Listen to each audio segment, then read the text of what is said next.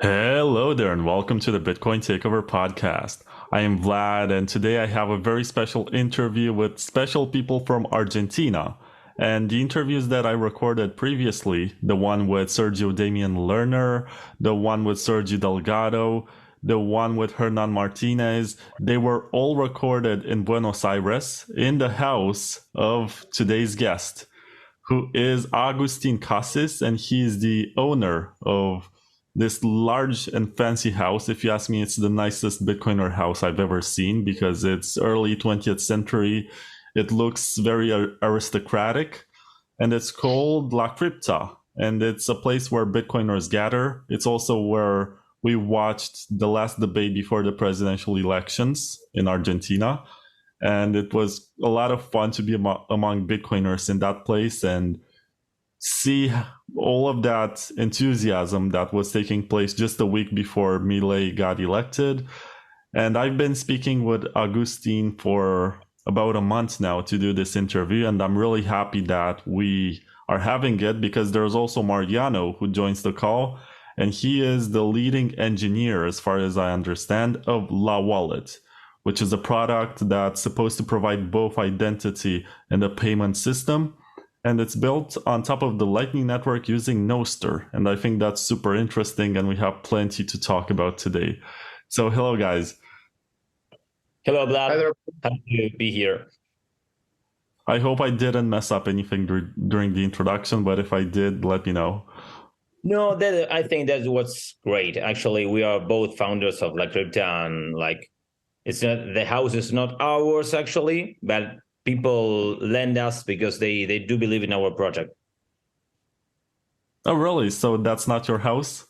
No. It's been lent. No, I wouldn't buy that house actually. It's too big, and no, it wasn't meant for that at first. So you made all the tour, right? Have you seen the basement? Actually, no, I haven't been in the basement. No. How? Well, maybe I was a little bit drunk that night, but I saw the garden. I saw upstairs. I saw the floor level. I saw that you have the cup from La Bitcoin from last year, but I didn't see the basement. No, so the house actually, we are able to use it because the house actually is gonna be demolished. Because it's people get sad when I say this, but the problem is that the house it's only meant to be used as like crypto, as like the Fight Club house, because for other things it's too complicated. The basement, which actually is 30% of the building, and it's a very weird place to use because it doesn't have windows, so it's very dark.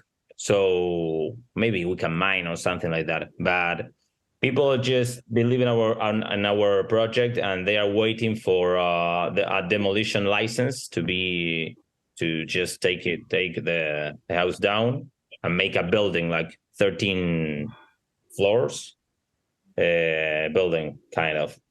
But yeah, no, pretty much it's like Crypta is our version of Fight Club actually. Yep. Yeah, that's what I remember you telling me that night. You told me, I use this house to get all of my friends to drink, to talk about Bitcoin, to build stuff. It's like a co-working space or a hackers gathering space. And I thought, this is super cool. Yeah, actually, like most of the people, like the only people that do understand us are Bitcoiners, because they understand our passion. Most of the people, when we just started, like with the social networks, Instagram or Twitter or something, people were wondering what is this? Why are you gathering for this? Like most of the people take Bitcoin like an investment or something like that, or something like trading or like that, and they don't understand why are you so passionate about it. Like they say like, oh, you're passionate about money. Maybe like fix the money, fix the world, but it's not the lucrative side of it. So sometimes to get to understand everything about Bitcoin, maybe you should spend a little bit more time than just watching charts, So La Crypta is a place, to gather around with people and just like-minded, like people that do want to see the world change. And most of the things that maybe we will have the advantage of being in Argentina because we have a very good position to be in, really. Yeah, I think that one of the most interesting parts of having a physical place is that Bitcoin interactions in general are very virtual in a way.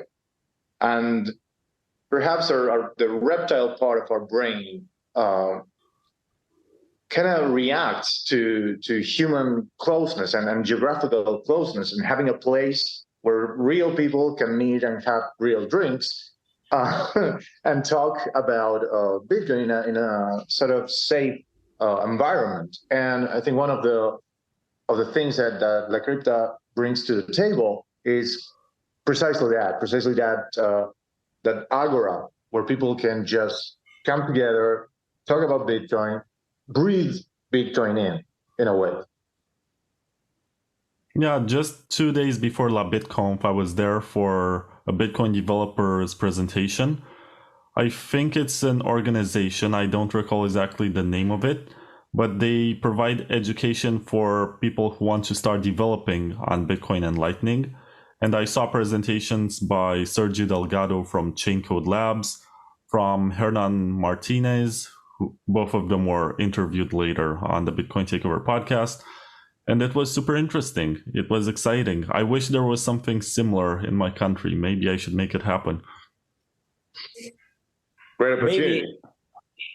Yeah, like maybe, yeah. I hope you do have the opportunity to have that, but you have to start like making meetups and something, and then start like gathering with people. But as I said, I think Argentina, it's a very cool country to be in right now, actually. And you saw that we were, I think we thought, sorry, you thought we were maniacs just watching the presidential debate and something like that. But we are very passionate about politics, very passionate about economics.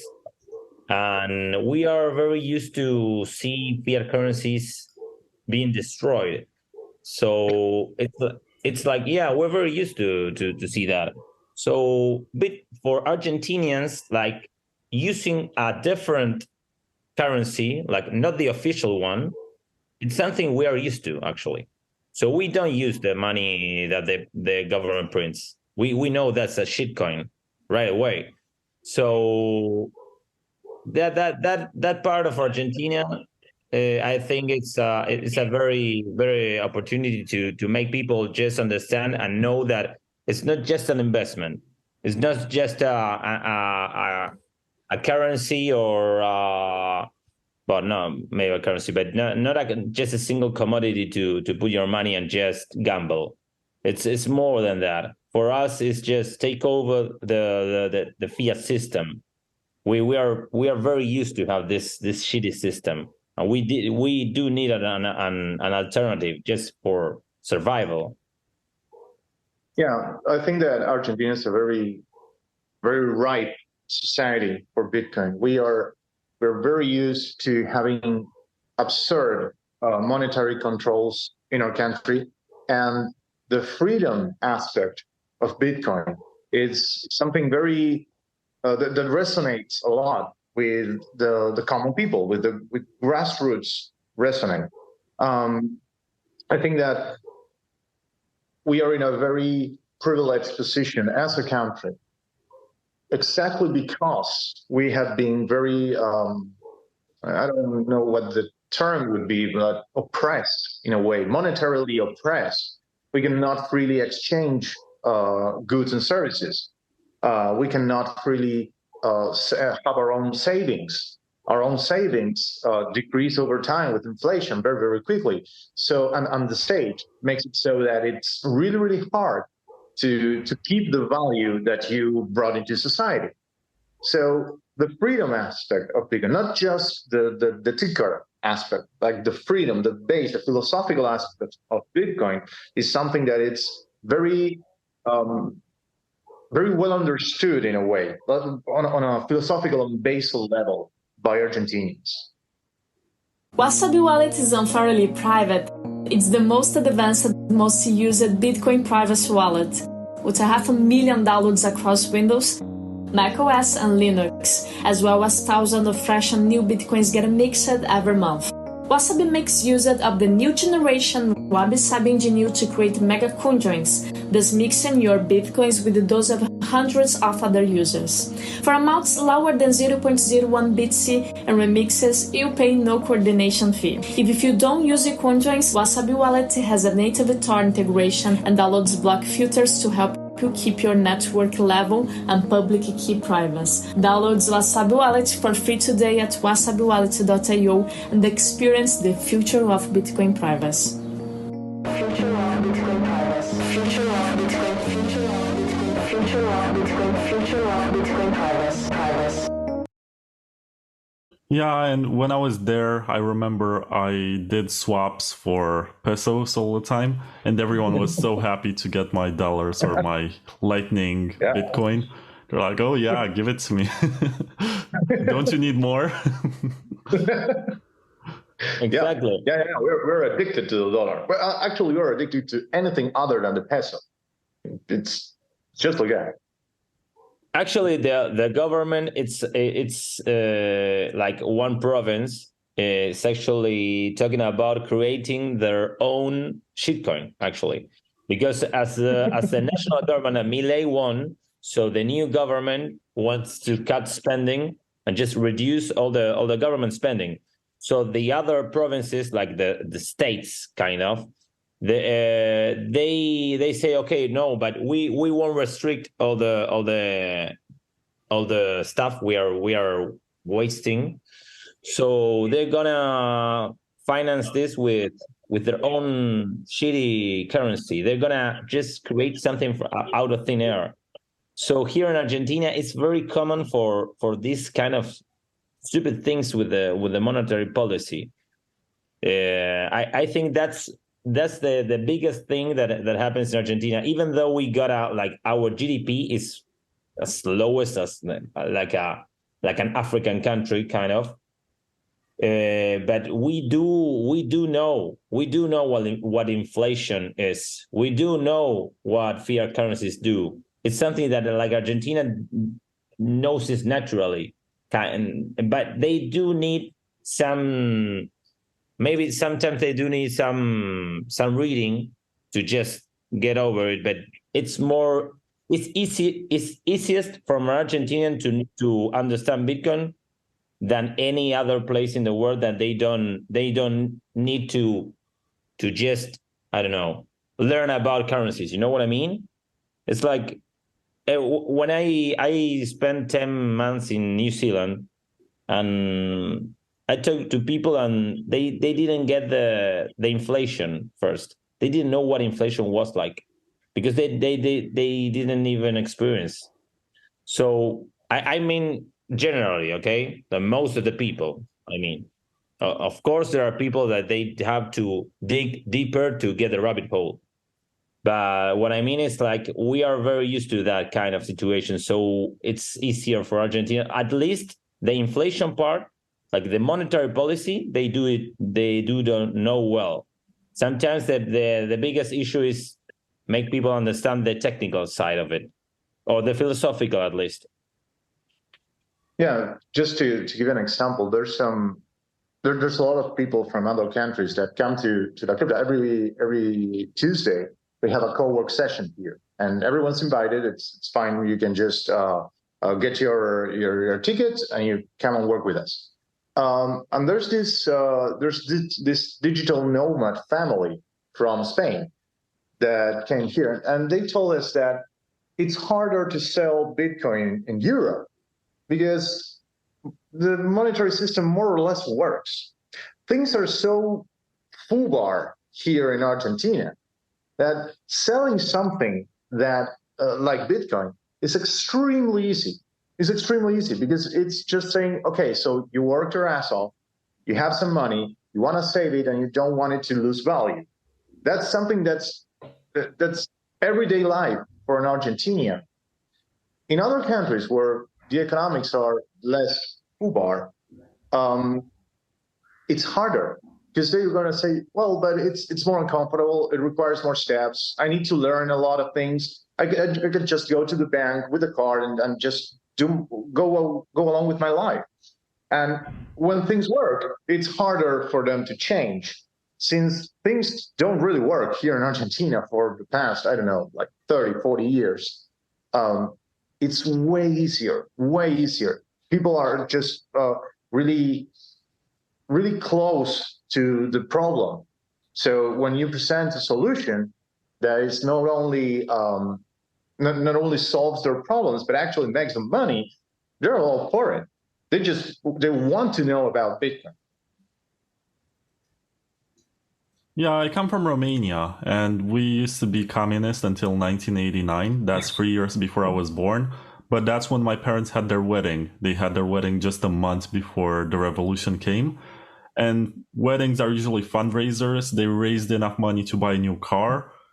In communism, you couldn't just buy the car. You had to deposit the money in the state's account and wait for 2 or 3 years for the car to get delivered to you.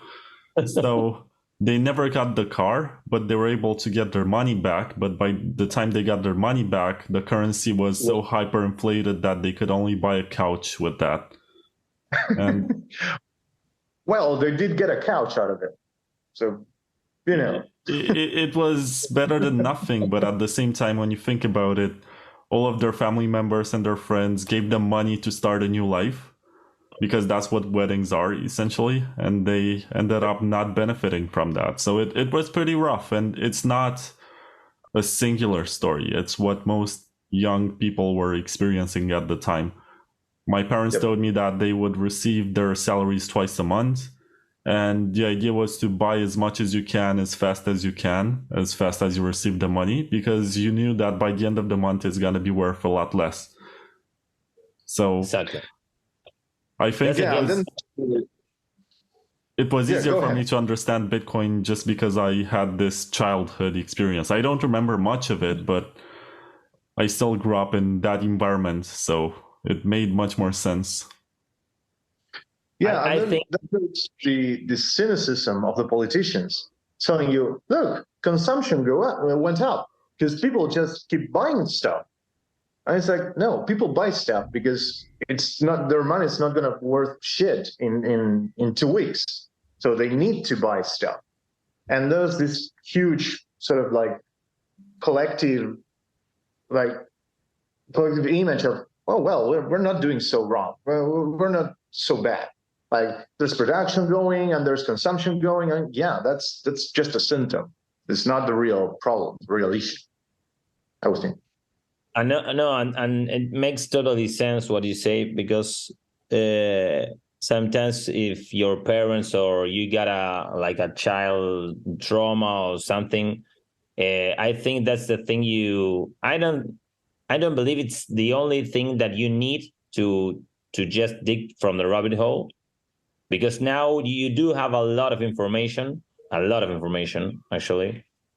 Back there, we've been in Bitcoin from 2013, and I heard about in 2011, and there wasn't much information back then.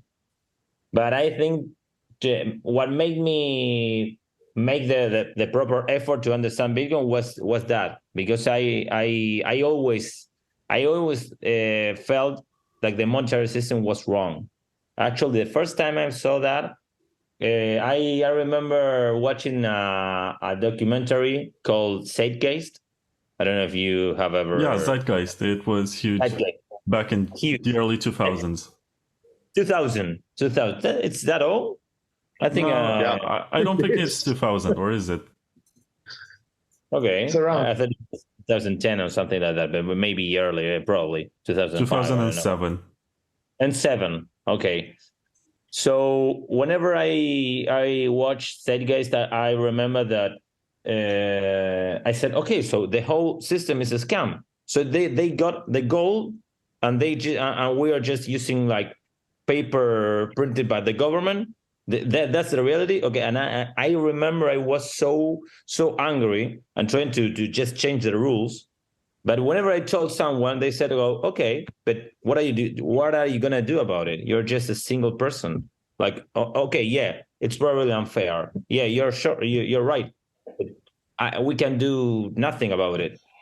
So when I just learned more about Bitcoin, not 2011, I just ignored it. I said, like, what? No, like you can store your money on a pen drive. That doesn't make any sense. Anybody could copy. Just fuck it. I didn't do anything. But 2013, I just dig deeper on it, and I was totally blown. I said, oh, this is we actually have a weapon, you know. Actually, we can fight it. We can fight everything, and there's a lot of people thinking the same thing. We're doing a lot of. I actually was like two weeks like obsessed.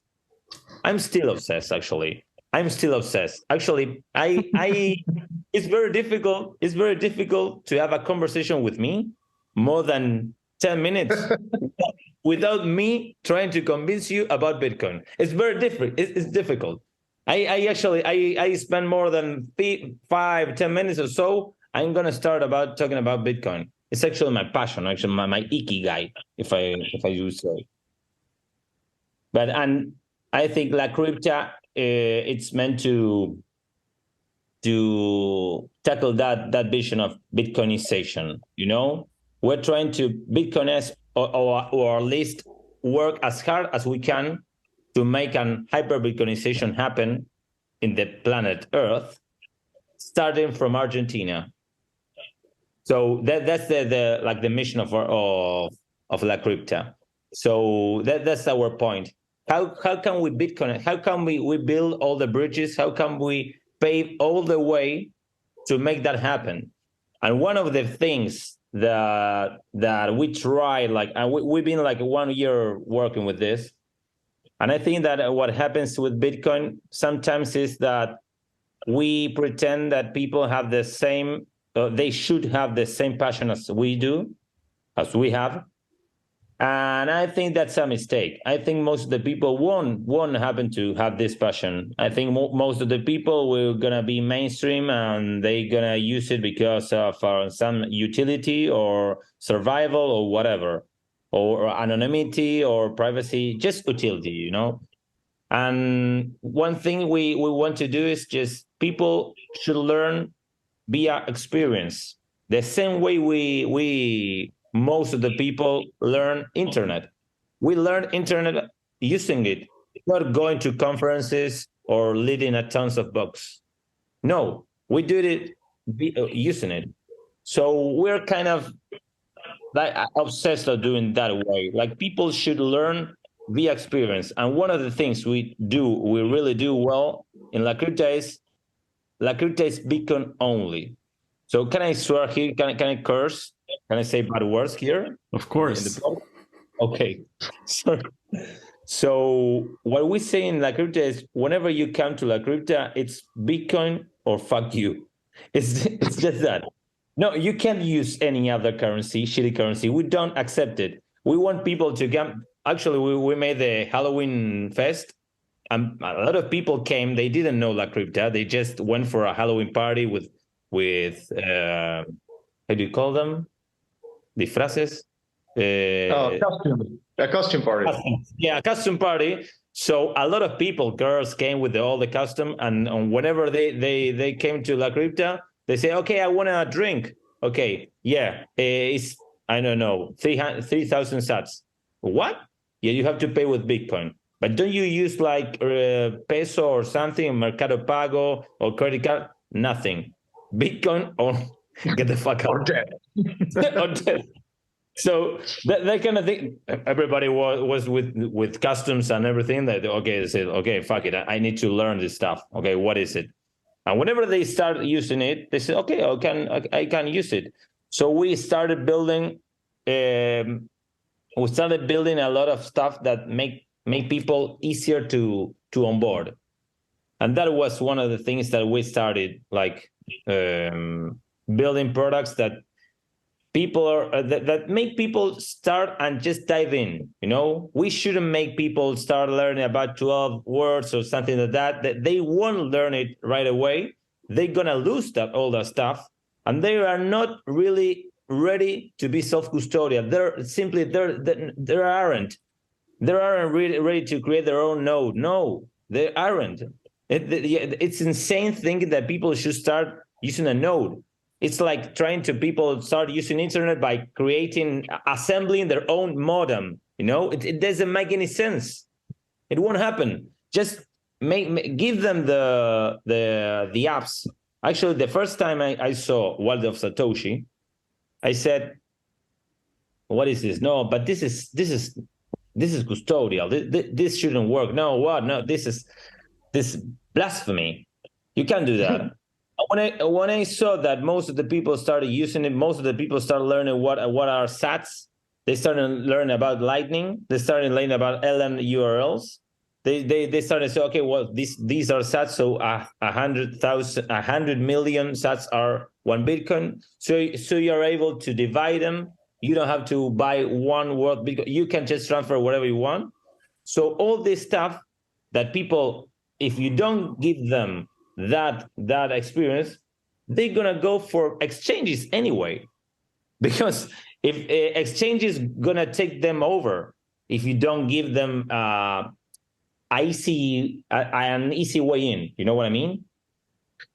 Yeah, just in that Halloween party, something really really fun happened. That there was this girl who came along and said, "Okay, so I want to drink X sats. So what are those? Okay, so let me show you. So this is how you activate the wallet. This is how you can buy sats from whoever's selling. You just give them some pesos and they will give you some sats. Everything's fine." And she was like, "Okay, cool." So she went and got her drink. 5 minutes later, she was telling other girls, like her group of friends, how to do the same thing and how to teach other people to do this exact same thing. So next thing we know, there's like 5 girls going around like, "Hey, do you want a drink? Okay, so I can sell you sats, and they're onboarding people like organically. It was extremely fun. Like from a social experiment perspective, it was like, wow, that we did not see that one coming, and it just organically happened. CryptoSteel offers a durable, physical backup for cryptocurrency key and recovery words. These user-friendly cold storage devices withstand harsh conditions, including fires, floods, and earthquakes. Made from the finest European stainless steel, they are built to last. Accessible to all and requiring no computer skills, the original CryptoSteel cassette and capsule have been innovating Bitcoin security since 2013. They provide a reliable and robust backup, essential for the safety and longevity of your digital investments. Ideal for protecting your digital wealth. CryptoSteel isn't just a one-trick pony. Of course, it works with your Beep39 seed phrase, but you can also use it for important passwords, Bitcoin core passphrases, Nostr private keys, and much more. Buy your CryptoSteel metal backup today from cryptosteel.com and use promo code BTCTKVR to get a 10% discount. CryptoSteel, secure your Bitcoin like an OG. Yeah, I know exactly what you're saying, and that place is electric, and I very much enjoyed my time in La Crypta, and I really wanted to interview Agustin about this because it's incredible. And I went upstairs for one of my interviews, and I did see that you have a lot of boxes with stuff, and some of the stuff there was cards, and I became aware that there's something going on. And then I found out that there's this La Wallet project, which uses Nostr and Lightning for onboarding people. So tell me more about that. How does it tie in with your vision of creating apps? Okay, so one of the things you saw was the card carriers for La Wallet, which are those cards, the NFC cards that are both card compatible. But I'm gonna go before that. We actually won a hackathon, Nostr hackathon, actually, in the NIP track. So we did a lot of stuff there. Mariano himself made a lot of a PR that contains everything to make the protocol, the NIPS, everything organized and tidy up, and a lot of things that do make the protocol stronger, an academic level. So we do like Nostr, actually, and we were always looking for something to make the people enjoy the experience.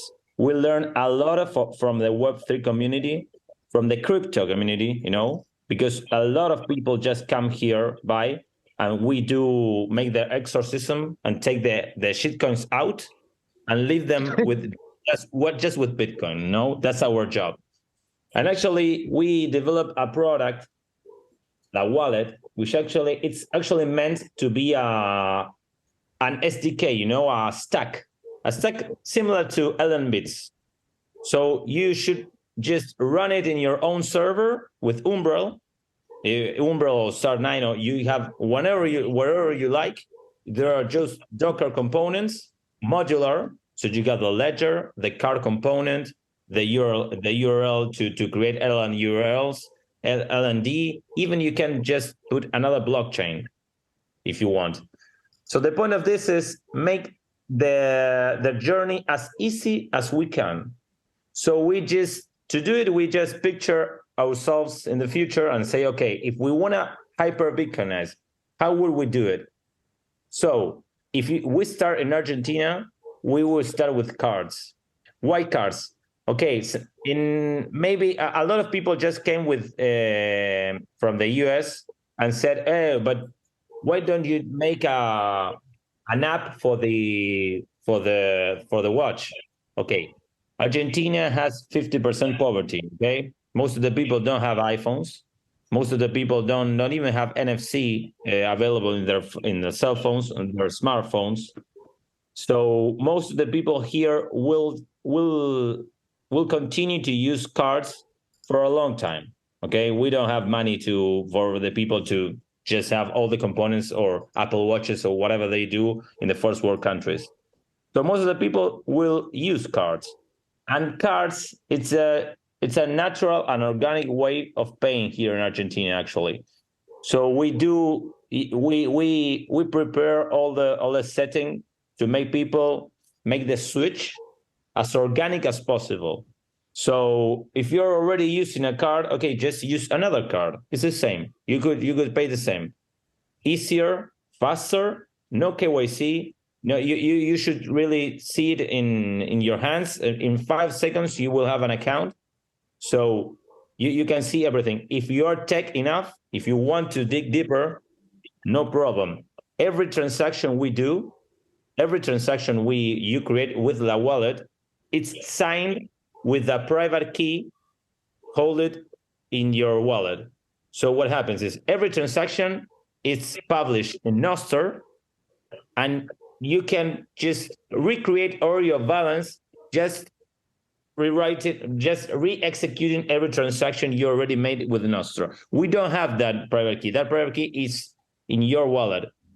So the thing is, even though it's custodial, it's completely open source, and every transaction, it's published.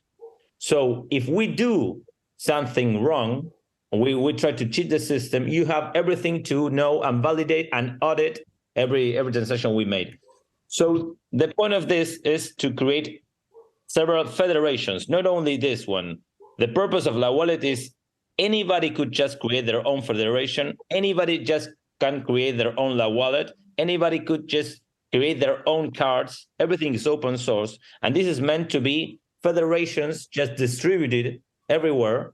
And whoever wants to just build their own, no problem. You just run it in your own server with Umbrel, with a Raspberry Pi, and just have all the stack of La Wallet. But if you don't know nothing about it, or you feel safe with La Crypta, the place you visit it's part of your community or whatever, I do believe that most of the people will get onboarded in different kind of federations, I think the future will be banks. Banks will not gonna die. Banks will gonna just try to survive and they're gonna just I don't know, transform themselves, for survival. And I think banks would probably just provide Lightning services. Maybe they can use La Wallet. Maybe people just like the custodial side of the bank, and they are willing to trust them. And not me, but there are a lot of people that probably should go for that side. I'm sorry, I'm talking too much. Now, Mariano, do you want to say something? Yeah, I wanted to give some context to why we took the approach we did with La Wallet. Now, ideally, everybody would have their own self-custodial wallet. Okay, the thing is that that's not really realistic. That's a beautiful goal to strive for, but it's not really realistic. A lot of people are not savvy enough, are not willing to. They just want to have the user experience of a normal bank. They're already used to that. And there's no blame there. And we believe that Bitcoin is big enough to accommodate all of those people, all of those mindsets. Now, La Wallet comes from a sort of research and observation of how people deal with trust in general. Like, for instance, if my mother has cryptocurrencies, I'm going to be the one that deals with the keys and all of that. If, I don't know, a friend of mine wants to get into cryptocurrencies, I'll go, okay, sure, no problem. I can hold your keys for you. You trust me, I trust you. I'm going to screw you over. And we deal with trust. There's a trust market going on in society, even if we don't want it. Now, we can turn a blind eye to that and stick with everybody should run their own node and be done with that, or we can leverage that trust model that already happens in normal societies in order to further the Bitcoin takeover. Now, we are not just a company that develops a wallet. We're a community. Our community members trust us not to screw them over. So the La Wallet architecture is geared towards that. You need to have some trust built up with our users. There's always some trust involved. We do take a lot of pains in order to make that the usage of that trust transparent. So since our community members already trust us, they don't have a problem with just storing a couple of sats in the wallet. And if we ever screw them over, our reals are public. You can just go and check them. We didn't screw you over. And if we did, you have proof positive that we did. And you can come here and say, hey, guys, they screwed me over with X many cents. And you can go around the world. So it's in our best interest to not screw you over, because if we screw you over, our community's trust in us decreases. And trust is one of the most important assets that we build with a community. So that's perhaps the rationale why the La Wallet is built in a custodial manner. It decreases fees, it increases speed, and it lowers the barrier of entry into Bitcoin. And it leverages stuff that already happens. People already trust each other. It's okay. You just need to identify that trust gradient that exists between banks, which we're kind of compelled to trust, and Bitcoin, where we don't need to trust anyone. Well, there's stuff in the middle, and we just situate ourselves there. Right, so let's say that one of your users who got onboarded with one of the cards loses their card. What happens next? That is a very good point. So the thing is, we developed some different approaches for that. You can always disable the card if you have an app. So you're able, okay? You're able to say, okay, this card is disabled and I don't want it to be spent. Actually, you're able to configure to make as a tap and change the config of the card, even though you can say, I don't know, I don't want it to have spent more than 100,000 sats per day, or a limit of a hard limit of 1,000,000 sats to be all spent, or just disable it or say I gonna just remove it as a card.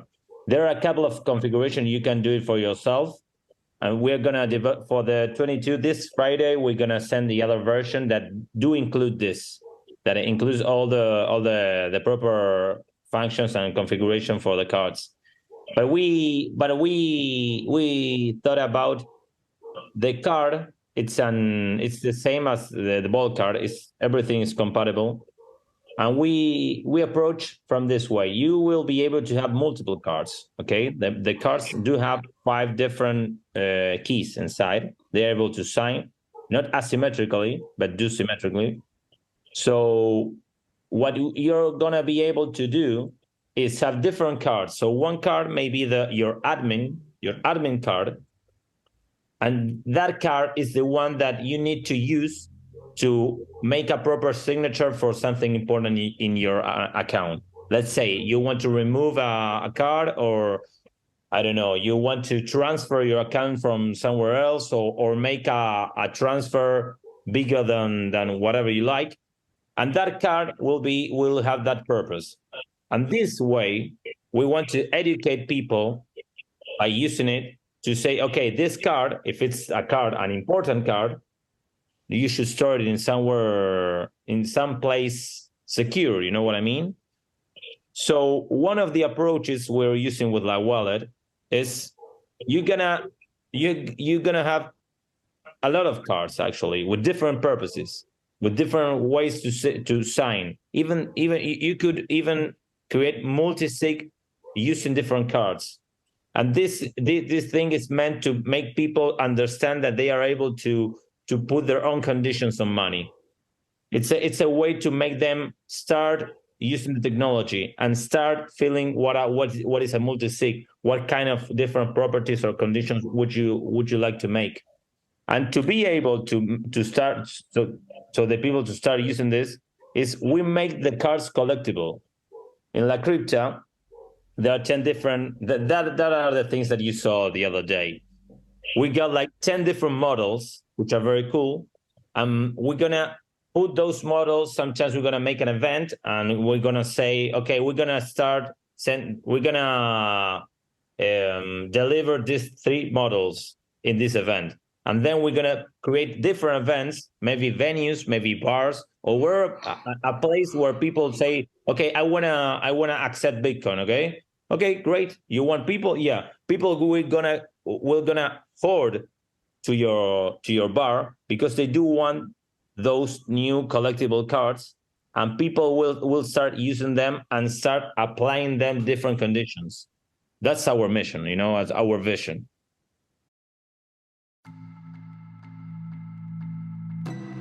SatoChip provides open source solutions based on smart card to assist you in your crypto journey.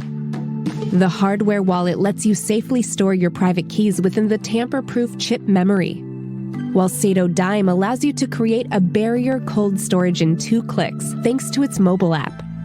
And SeedKeeper is the ultimate hardware device to store and manage your seed phrases. Become self-custody with SatoChip. Your keys, your coins. Yeah, I was going to ask, and you foreshadowed a bit of my question, but who's your target audience? Is it the Bitcoin community in Argentina, or is it people who don't know and don't care much about Bitcoin? I think we started as a hobby, okay? So La Crypta was meant to be just for us because we are fucking nerds and we love open source. We have more than 30 open source projects. And we would like, actually now in La Crypta, in the Discord community, which are like 1,500 people, the most of them are. But if we want to say the products, or at least the social networks, they are meant to bring as many people as possible. So if we just narrow our target audience for Bitcoiners, we'll never make the hyper Bitcoinization happen. So the point of this is mainstream. The target audience is mainstream. Not only that. Yep. Yeah, in that line, I think that people naturally don't care about Bitcoin. Like you take a random person from the streets, they don't even know Bitcoin exists. Now, interest in Bitcoin is built, is constructed, and a huge part of La Crypta in general is building those interests, showing people in very direct, very praxis-oriented ways that Bitcoin is something that you should care about. Something given has no value. I cannot just give you stuff like, hey, here, this is Bitcoin. It has no value to you. But if we build together your interest in Bitcoin, now that has value. Now you have, walked your internal path in building your interest for Bitcoin. And Lawallet does that by lowering the barrier of entry. You want a card? Here's a card. You can have exactly the same user experience. You want, quick setup? No problem. You don't need to invest too much. You need to invest enough for you to be, on board in a way, and start building that interest for Bitcoin.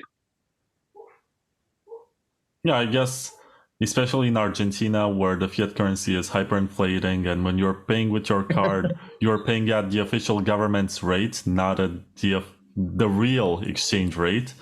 It makes a lot of sense to use Bitcoin and consider using Bitcoin for your payments, because it's much more stable and it tends to go up while the Argentinian peso only goes down.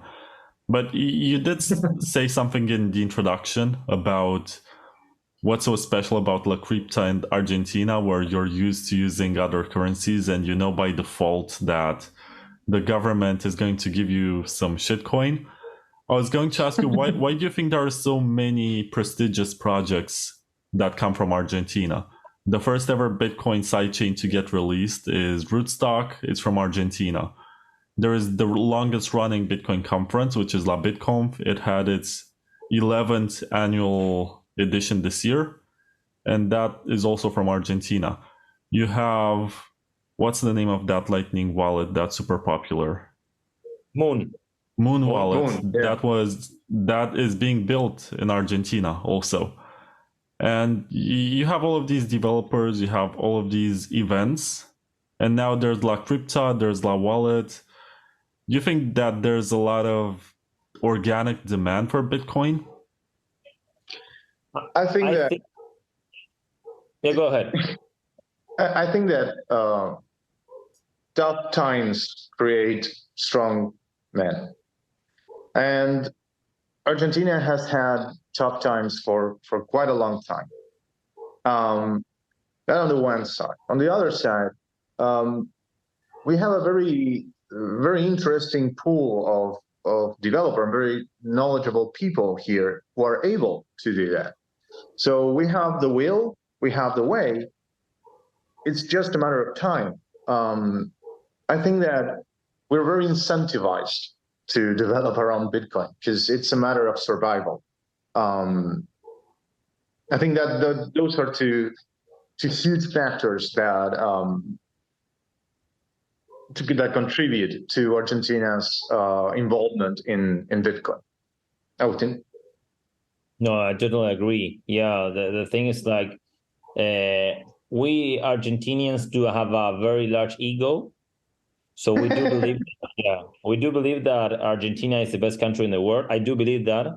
I didn't believe that I wouldn't believe that if Milei didn't become president, because otherwise I would say, okay, fuck it, this is gonna become like Venezuelan style, and La Crypta is gonna become a nightmare to run, But now that we do have the first presidential libertarian, the first libertarian president in the world.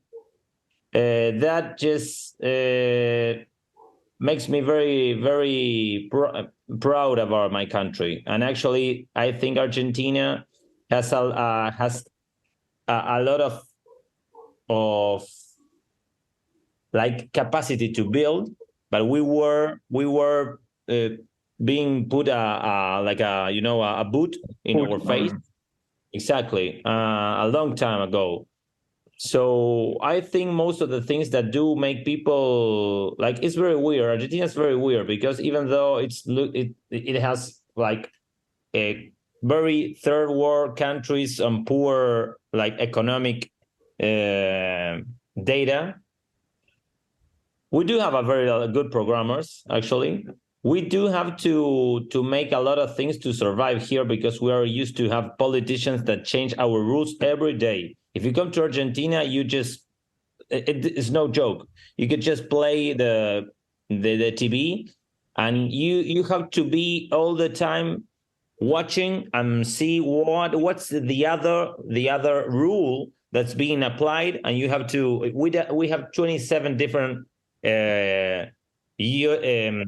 US dollar rates, like 27. It's crazy. It doesn't make any sense. And we are used to have politicians every time changing our rules. So Bitcoin there comes from like a savior, to having something that, okay, this is hard-coded. This is a protocol. This is not going to be changed, okay? This is not going to be changed. We don't want politicians. We don't want rules without rulers, as Andreas Antonopoulos says. Rules without rulers. We want rules. It's not the thing is not we do like rules. We don't like rulers to change our rules every time. So I think Bitcoin here makes a lot of sense. A lot of sense.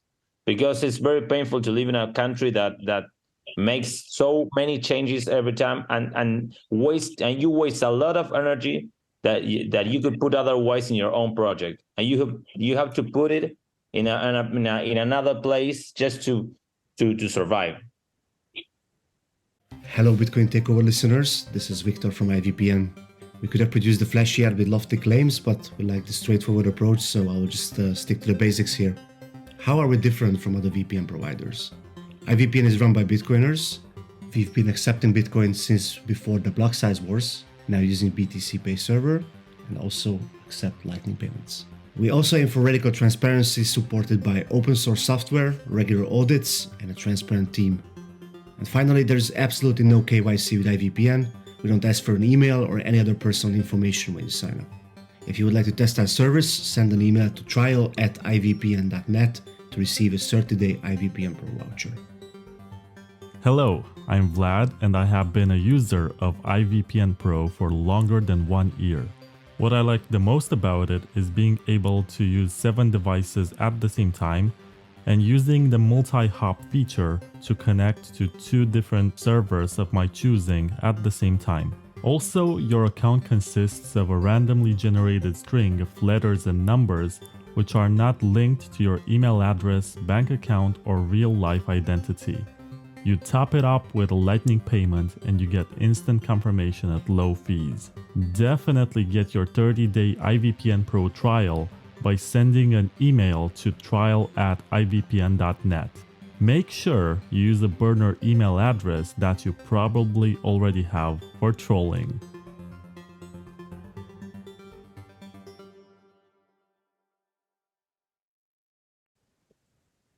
Yeah. And another thing, I would add, I'm sorry. And I would add another thing. As you said, like there in Romania, you have like in the 89, like when the Berlin Wall, when the Soviets, yeah. So you did have any inflation, hyperinflation? Yeah, we did have hyperinflation up until the late 90s. In the late 90s. It was at its peak in 93, 94, if I remember correctly, or 95, around that time. And then it started to get slightly better. I think after 2000, life got a lot better. but it was a struggle. But you did solve that eventually, right? Yeah, eventually. Eventually, The peak of it was when they had to cut 5 zeros from the currency.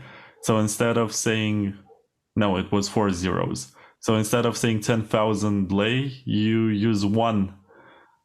And they were saying, yeah, this is a more stable currency. What's similar? We had that with the peso, exactly the same. Exactly. So actually, there's a resemblance here. So I think we did have the same, but we didn't solve it. So yeah, it was in the same time frame, around the 90s. Yeah, exactly. Like the early 90s. We switched from the currency we had before, which was the Austral, into the peso, and we just threw away 4 zeros. 4 zeros, like yeah, exactly. 10,000 Australians was 1 peso, and we said, "Hey, so cool, we have that under control." Not anymore. We need another 4 zeros removed. Exactly. Yeah, in 2001 we started again. The nightmare never ends. So I think that's the difference from Argentina, maybe, because we did experience all that, and we still haven't got it solved. And that's I think that's the biggest engine that we do have inside every Bitcoiner here in Argentina, because the government would not solve. They couldn't manage to have a one-to-one for more than 10 years, and they broke it, and now we have hyperinflation again. Like, fuck it, we need something. We need an alternative. So I think that's the biggest urge. Yeah. No, for the average American listener, because this podcast is mostly listened by U.S. citizens, maybe this doesn't make much sense. They don't get it. But in parts of the world, people don't use Bitcoin because they want to speculate. They use it because it's the better form of money, the one that loses less value on a daily basis. Exactly. Yep. Exactly. Matter of survival. Exactly. We do think we at least me, I think that the stable coins do work. They are not shitcoins like most of the people I heard here on Bitcoiners say, oh no, Bitcoin or death.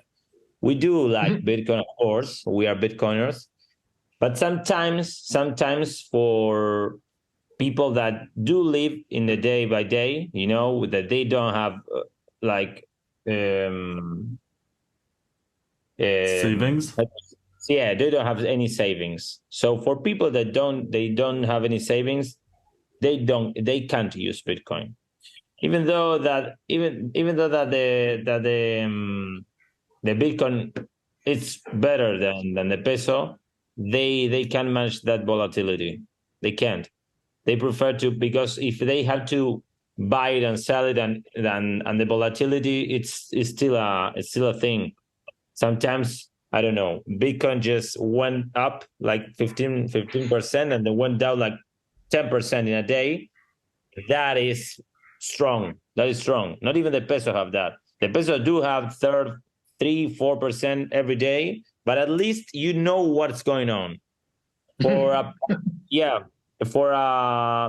I think it's very romantic to think that here in here in Argentina, people can start using Bitcoin as a alternative from the peso. I think it's not ready for that. I don't think it's not ready for that. At least not for the poor people, which is the most people in the country. So most people in the country are unable to use Bitcoin for regular day basis. I think they won't, because we do need to be stronger. We need to be able to handle volatility swings. It shouldn't be more than 5% in a day, because it makes a difference. People do prefer to buy things, like you said, they take the money and just buy things, than to just convert it to Bitcoin, and then whenever they want to spend it again, maybe they lose money. You know what I mean? It's a risk. Using Bitcoin today, it's a risk for people that don't have many spending or savings. It's not a good thing to do right now. Yeah, And I was going to ask you, coming back to La Wallet, how can people get their hands on these cards? You need to come to Argentina, come to La Crypta, and you get your card. It's not about things you say. Yeah, actually, like we would like to have as many Bitcoiner guests as we can. Whenever somebody is listening to this and do believe themselves as Bitcoiners, it's mandatory to come and visit La Crypta and have it yourself delivered. But we're just paying like that technical debt. You know, we create 3 products in less than 2 months for La BitConf. So there are a couple of bugs and features we need to solve and tidy up, and documentation. It's an open source project and needs to be done with more rigorosity than any other proprietary project, you know. So we first of all, we want to tidy things up. So it's not open for everybody. We just deliver the cards ourselves personally. But I do believe that in maybe Q2, we probably start delivering worldwide. We don't have a problem for that. Yeah, sure. So you're saying that next year, maybe in the second quarter, which means after April, you're going to be able to order one of these La Wallet cards online? Exactly. Yeah. You should be able to use La Wallet as a card whenever you like. But the cards, yeah, we probably, I think, next year, Q2, I think is going to be okay. But you're not going to get the rare collectible ones online. You have to come to La Crypta, I guess, for that. We don't know. We don't know yet. We don't know yet. Maybe we can do an event in some place in the world or any other conference and say, okay, we're going to deliver some cards here in La Crypta and make people go there to go take it. But the nice thing about La Wallet is that it's not meant for us, just for La Crypta. So we build everything open source and ready for anybody to, and it's not open source just to show the code. It's meant to be open source to make people just run their own code and create their own federation. And what I mean with this is create your own stack, use it for your community. You can just plug in your own domain. So you're going to be able to provide NIP05, which is the Nostr address, and LUD16 to receive Lightning payments right with your own domain, and you will be able to provide your own cards for your people. So La Wallet is like the open source stack, and the La Crypta cards are like the first implementation of a federation. Does it make any sense? It's like we do have all the stack, and we said, okay, but how would people start using the stack? And we made La Wallet of La Crypta, but anybody could use. You could just say like La Wallet of Bitcoin Takeover. Okay, so you provide a domain for your users, and your users will gonna be able to use your community, your own. They're gonna have their own user. They're gonna have their own cards. If you want to make your own collectibles with the card, you're able to do so. So this in this situation is, yeah, the collectibles are for La Crypta, but the feature of having cards collectible with a La Wallet stack providing, anybody could use that. You're welcome to use it if you want. Yeah, I don't think I have any more questions for you at this point. I'm super excited about your project. I'm proud that I was part of this La Crypta experience, and I look forward to La Wallet whenever that one comes out. I think I'm gonna pick one up. We're definitely gonna send you. I might come to Argentina next year for La BitConf, but let's see about that. It's a very long flight for me, more than 20 hours. No, 20 hours. Yeah, because I have to fly from Romania to France and to Spain, and then another 14 hours maybe. in the plane Yeah. until Buenos Aires. Heavy. I fly. It's a pain. So maybe we could just like gather in a place nearby Europe or something. We're probably gonna go next year. Yeah, I'm gonna go to most European conferences because it's easy to get to them. Okay. I think the probably biggest one is BTC Prague, but I don't think you're gonna make it. I mean, deliver the product until BTC Prague. That's gonna When be is in it? April April. or May. I think May. Let's see. Maybe we can do something about it. But we can definitely send you a couple of cards if you want. I appreciate that. Yeah. Just make sure you Okay. declare that they're worth like $1 because the custom service likes to tax me 19%. No, we do know that. We feel you. Yeah, we know what the. I got a T-shirt and the guy said, "Oh, it's $100," so I had to pay 19. I was like, "Oh, fuck this." Wow. Don't worry. We're gonna say like a gift or at least 15 cents. Don't worry. Okay, so best of luck with your project, guys, and I'm happy that I got to interview you. Okay, Likewise. thank you very much.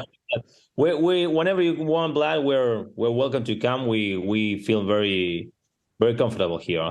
So thank you very much for inviting us. Tell me when you have more updates. Okay. Sure, will do. See you, Vlad. See you, Vlad.